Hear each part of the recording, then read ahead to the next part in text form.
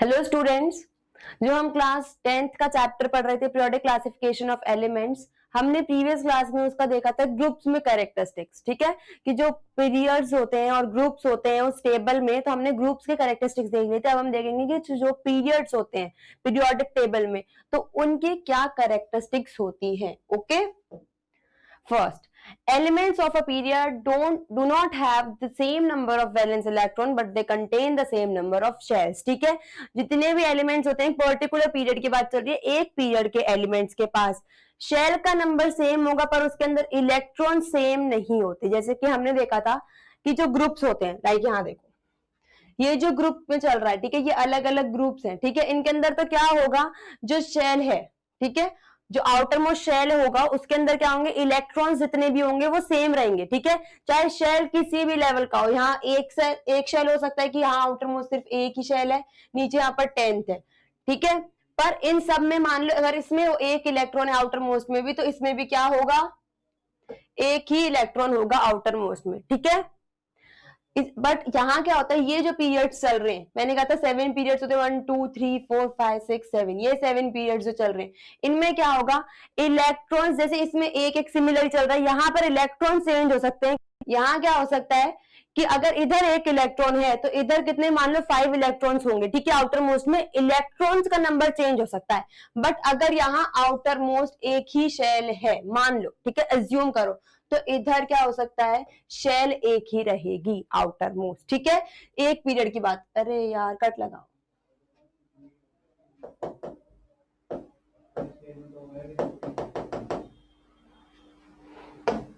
बोल रही हूँ वापस से, कट लगाया था, मैं वापस से बोल रही हूँ। ठीक है,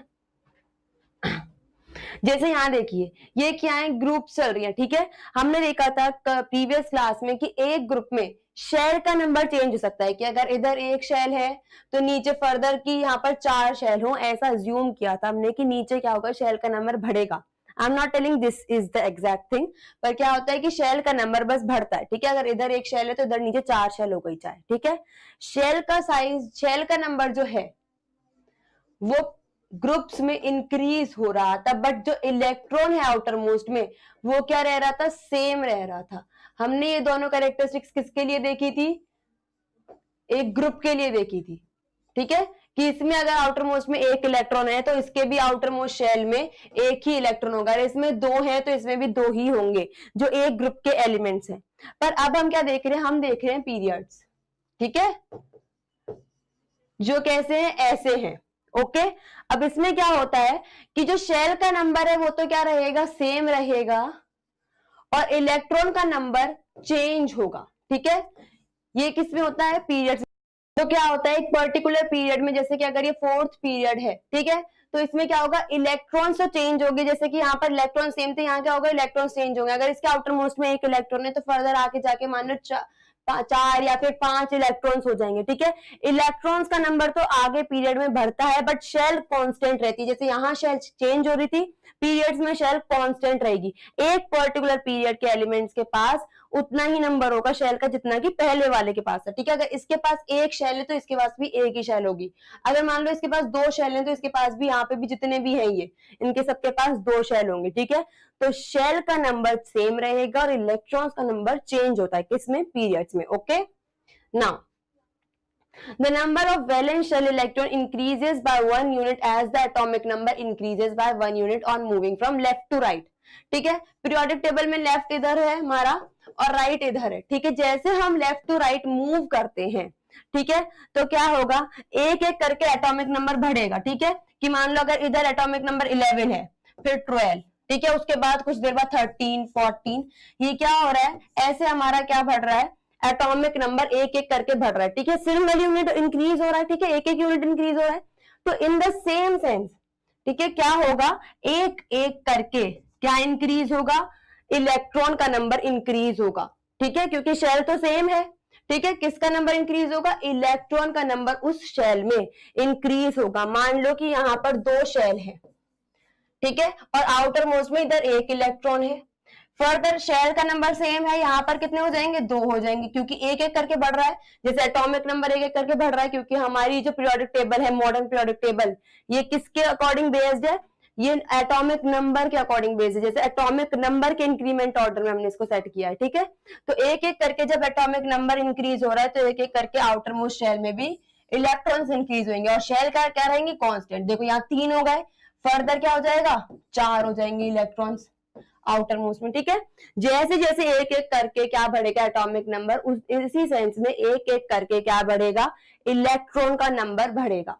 okay, now next characteristic, as the number of valence shell electron changes the chemical properties of element also changes। ठीक है, क्या होगा कि जैसे हमने बात की कि ऐसे लेफ्ट टू राइट जब हम मूव करेंगे तो क्या हो रहा था, एटॉमिक नंबर बढ़ रहा था, इलेक्ट्रॉन का नंबर इंक्रीज हो रहा था।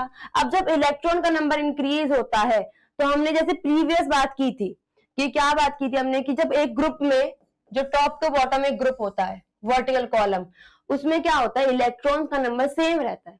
और जब इलेक्ट्रॉन का नंबर सेम रहता है तो हमने देखा था कि रिएक्टिविटी करने का भी जो इनका सिस्टम होता है वो सेम रहता है, ठीक है। क्योंकि मैंने कहा था केमिकल रिएक्टिविटी किस पर डिपेंड करती है कि आउटर मोस्ट पे कितने इलेक्ट्रॉन्स हैं, क्योंकि वही इलेक्ट्रॉन्स आगे बॉन्ड बनाएंगे या फिर शेयर होंगे या फिर वो डोनेट कर पाएगा, ठीक है, या फिर उसके ही अकॉर्डिंग वो इलेक्ट्रॉन क्या, वो एलिमेंट क्या होगा और इलेक्ट्रॉन्स गेन कर पाएगा। तो मेनली थिंग्स केमिकल रिएक्टिविटी किस पर डिपेंड कर रही है कि कितने इलेक्ट्रॉन आउटर मोस्ट में है, ठीक है। बट अब जो हम पीरियड्स की बात कर रहे हैं, जो ये लेफ्ट टू राइट चलते हैं, हॉरिजॉन्टल रोज होती है, इनमें क्या हो रहा है, इलेक्ट्रॉन बढ़ रहा है।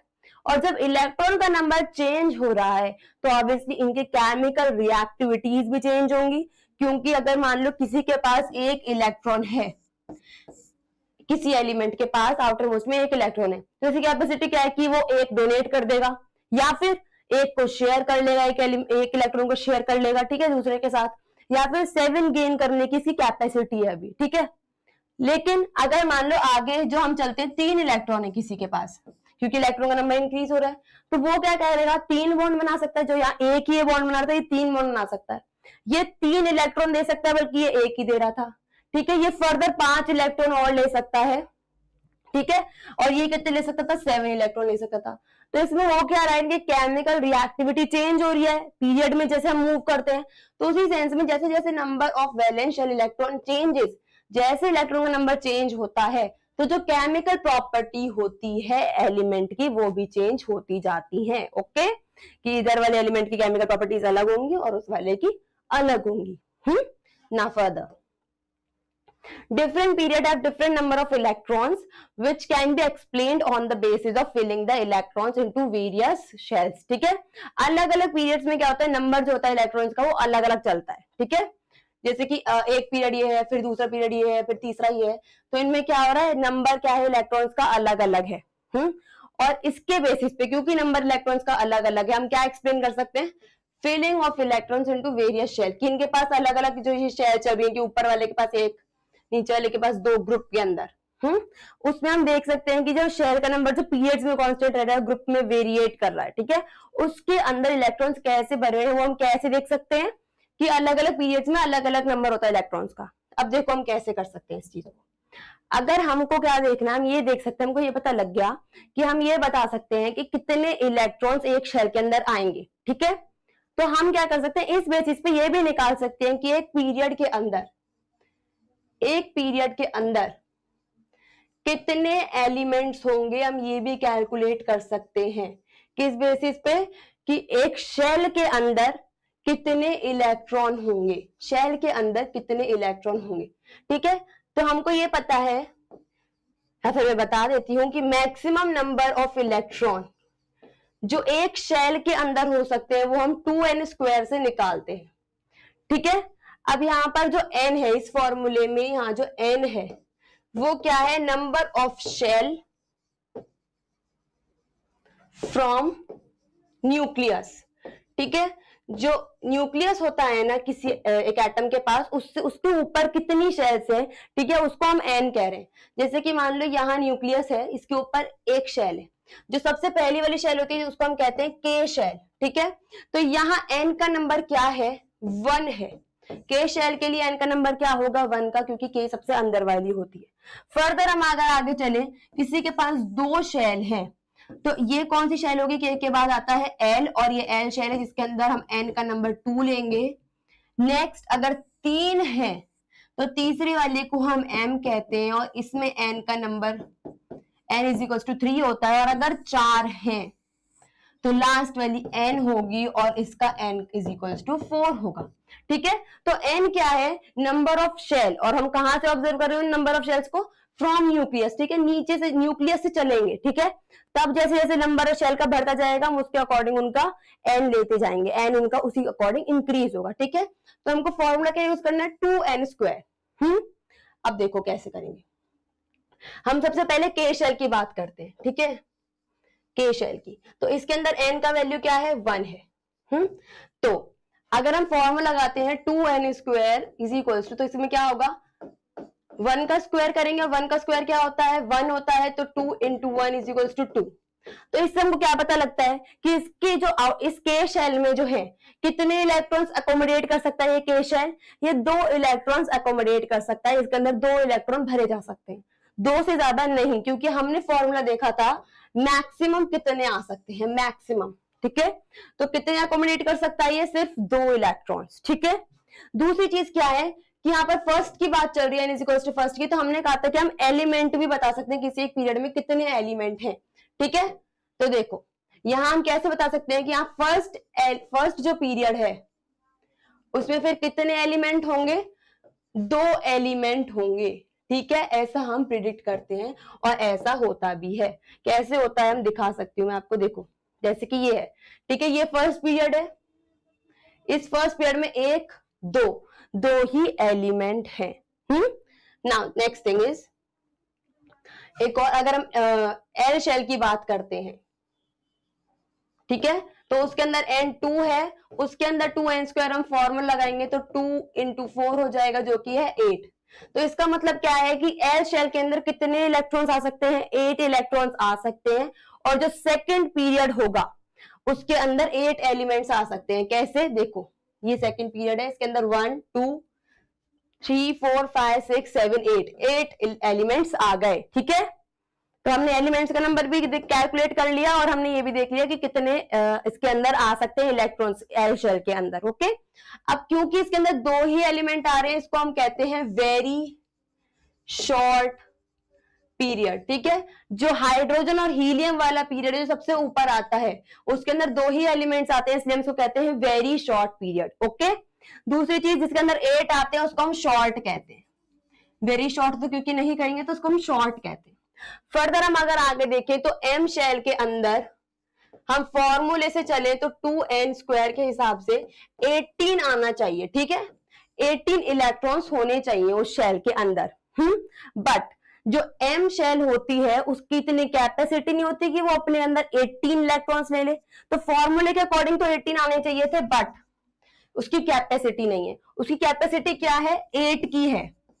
ठीक है, तो इसके अंदर 8 ही इलेक्ट्रॉन्स आते हैं और इसी वजह से इसमें 8 ही एलिमेंट्स होते हैं। देखो थर्ड पीरियड में 8 ही एलिमेंट्स है, 1 2 3 4 5 6 7 8। ओके, 8 ही एलिमेंट्स होते हैं इसी वजह से। तो इसको भी हम क्या कहेंगे, शॉर्ट पीरियड कहेंगे। थर्ड वाले को भी हम क्या कहेंगे, इसीलिए शॉर्ट कहेंगे, short period.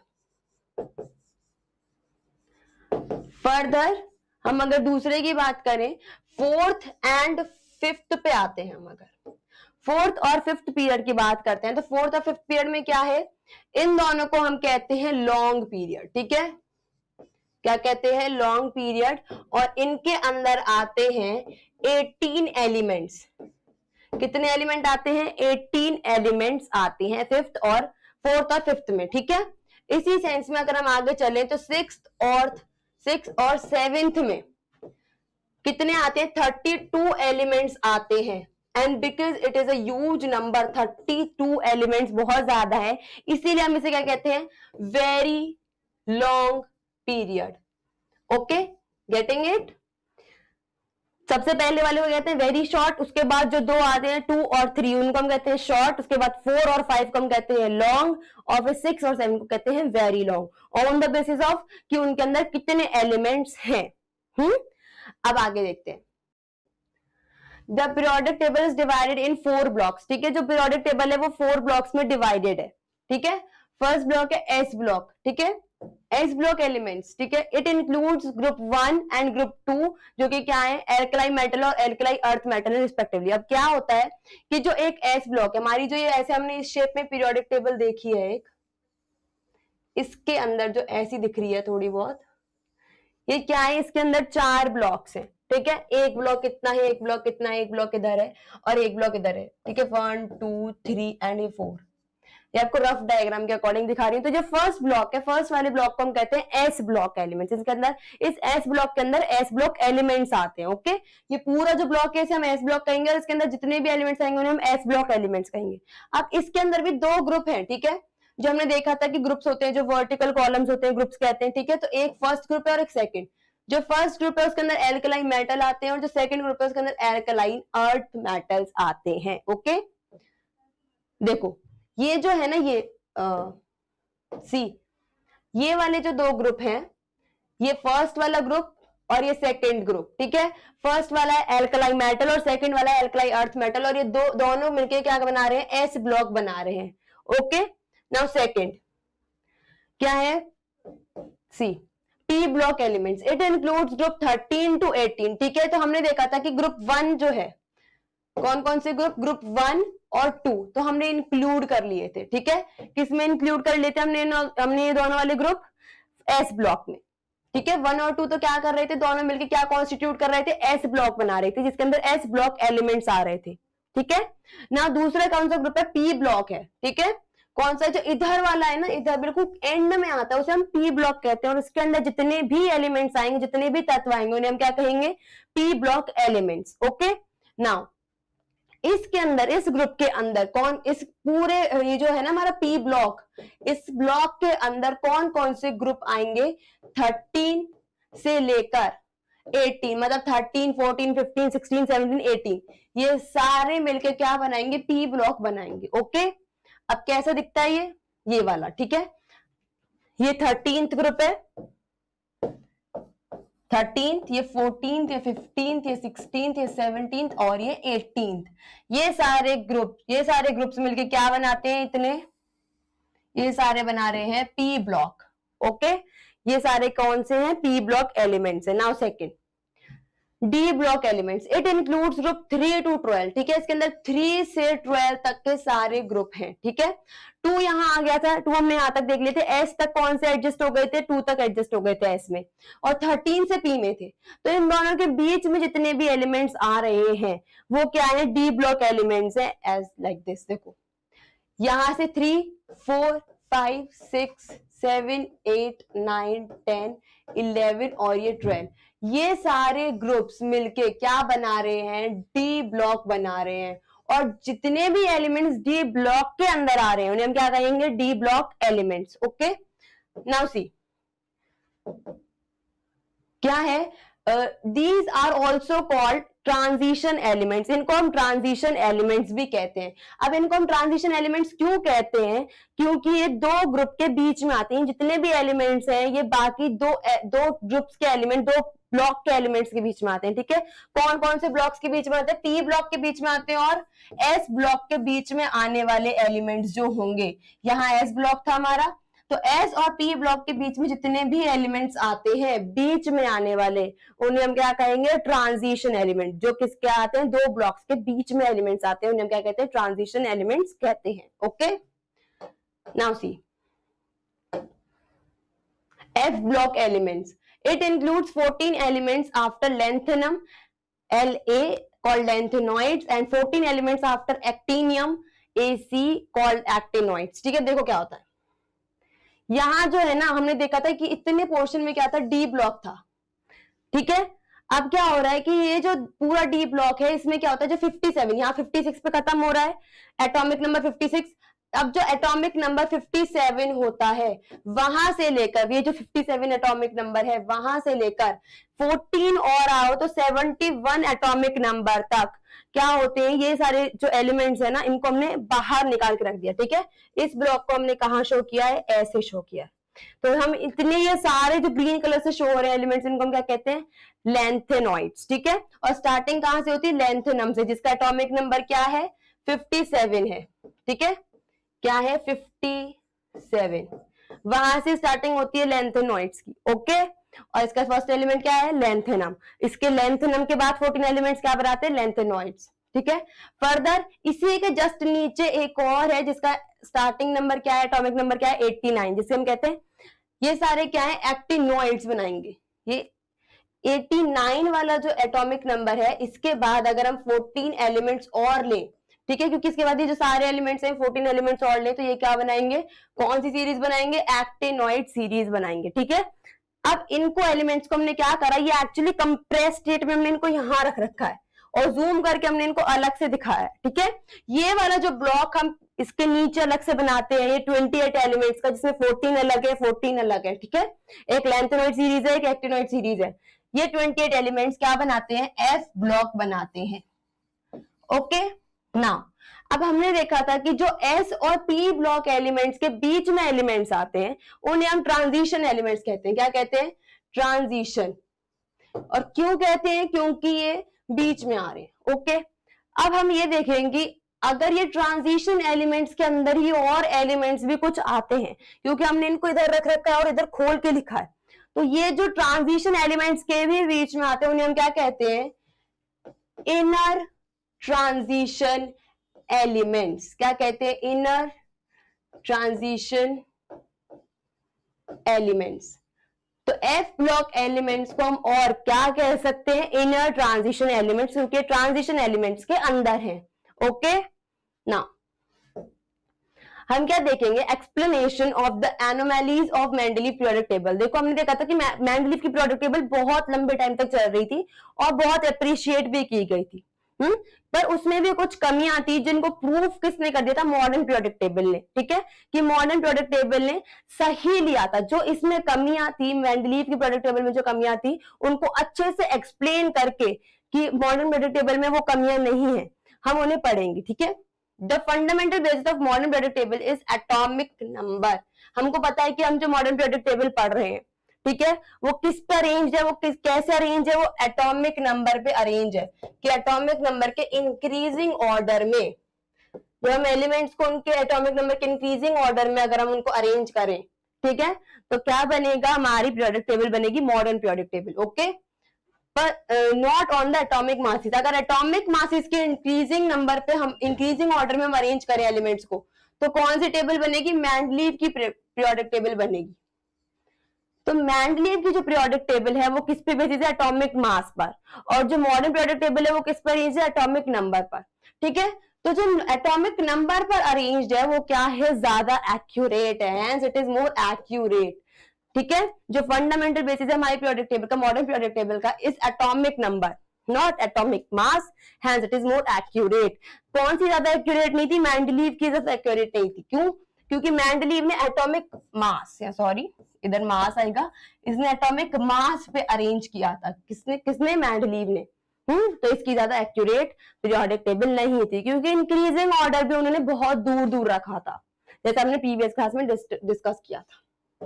Now, since the table is based on atomic number and isotopes have same atomic number and chemical properties, so they can be put at one place in the same group of the periodic table. जैसे क्या होता है कि हमने Mendeleev की जब हम D-merits देख रहे थे, हम जब मेंडलीव पीरियोडिक टेबल के फॉल्ट देख रहे थे, लिमिटेशंस देख रहे थे, तो हमने डिस्कस किया था कि जो आइसोटोप्स होते हैं जिनका क्या होता है, मास नंबर, या फिर हम कह सकते हैं एटॉमिक मास क्या था, डिफरेंट था, और उनका एटॉमिक नंबर जो था वो सेम था, उसे मेंडलीव ने अपनी पीरियोडिक टेबल में अरेंज कहीं नहीं किया था आइसोटोप्स को। बट यहां क्या हो सकता है, वो जो एलिमेंट्स हैं, जो आइसोटोप्स हैं, वो कहां अरेंज हो सकते हैं, एटॉमिक नंबर वाले में अरेंज हो सकते हैं। जो एटॉमिक नंबर से हमारी मॉडर्न पीरियोडिक टेबल बनी है उसमें वो रखे गए हैं। वो कैसे रखे गए हैं, क्योंकि वो एक ही जगह रख दिए, जैसे एक ग्रुप में रख दिए, ठीक है। हाइड्रोजन के आइसोटोप्स हैं तो उसे हम हाइड्रोजन की प्लेस पे ही रख रहे हैं, ठीक है। क्यों, क्योंकि इनका एटॉमिक नंबर सेम है और हमारी एटॉमिक नंबर के अकॉर्डिंग है। तो जिनका भी एटॉमिक नंबर 1 है, चाहे उनका मास नंबर कुछ भी हो, उनको हम एक ही जगह पर रखेंगे, ओके।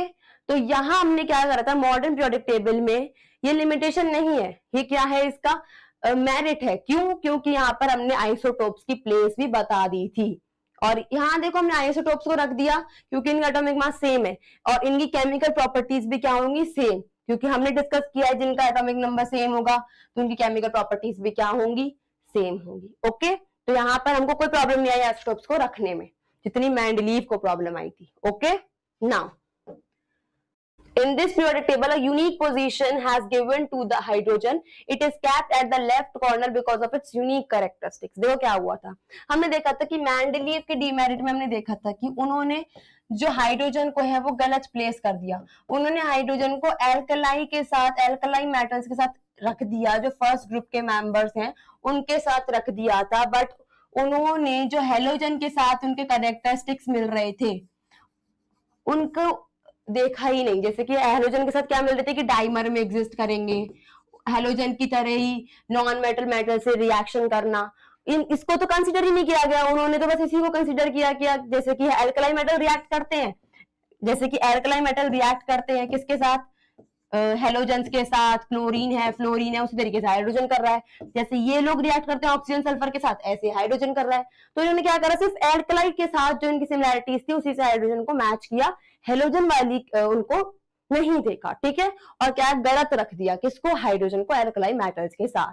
पर इस मॉडर्न पीरियोडिक टेबल में हाइड्रोजन को क्या दिया गया है, यूनिक पोजीशन, मतलब एक स्पेशल जगह दे दी गई है। और वो जगह कौन सी, जैसे हमने ये देखा कि हमारी पीरियोडिक टेबल ऐसे है कुछ और नीचे इसके एफ ब्लॉक है, ठीक है, तो यहाँ इस कोने में लेफ्ट कॉर्नर पे फर्स्ट नंबर पे हमने क्या रख दिया था, हाइड्रोजन को रख दिया था, ठीक है, सबसे अलग।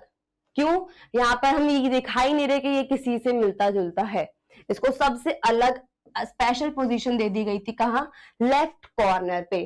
Okay, now next thing, the position of cobalt and nickel is justified itself because of atomic number of cobalt is less than atomic number of nickel. देखो हमको क्या प्रॉब्लम थी मेंडलीव के प्रोडक्ट टेबल में कि जब मेंडलीव ने क्या किया था, कोबाल्ट को निकल से पहले रख दिया था, ऐसा हमारा कहना था।